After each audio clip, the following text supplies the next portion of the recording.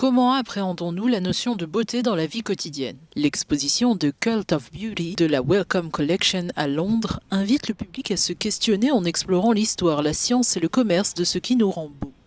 Ici, toutes les beautés sont célébrées. De Miss Black and Beautiful dans le Londres des années 70 à la reine de beauté d'une prison brésilienne en passant par la championne de 9 ans d'un concours de beauté au Texas. La beauté est donc devenue inclusive. Le maquillage a évolué avec des teintes adaptées aux peaux foncées. Janice Lee, commissaire de l'exposition, explique qu'elle souhaite que les visiteurs réfléchissent à ce que signifie être beau.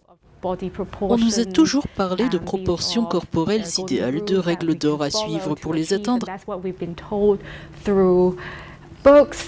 C'est ce que nous ont enseigné les livres, la philosophie, les médias populaires ou le savoir intergénérationnel de nos parents, de nos ancêtres.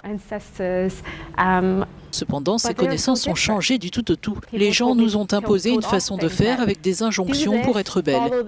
Mais comment se fait-il que nous finissions par aspirer à de nouvelles choses? Est-ce vrai? Tout ce qu'on nous a vendu est-il vraiment la norme universelle de la beauté? Plus de 200 objets et œuvres d'art sont exposés. On peut admirer les incontournables canons de beauté que sont les statues romaines, mais aussi une palette de maquillage égyptienne vieille de 4000 ans. Depuis la libération du cheveu crépus, on l'affiche avec fierté. Se mettre en beauté devient un acte militant pour certaines communautés.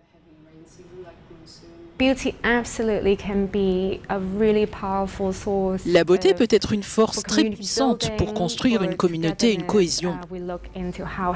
Nous nous intéressons aux cheveux et à la façon dont une coiffure peut rassembler des générations qui ne se sont jamais rencontrées, qui ont peut-être vécu dans des endroits différents et suscité un sentiment d'appartenance à ses ancêtres, à sa communauté.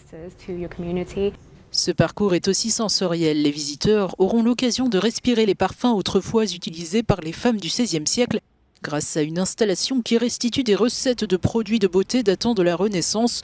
Le culte de la beauté se tiendra jusqu'au 24 avril 2024.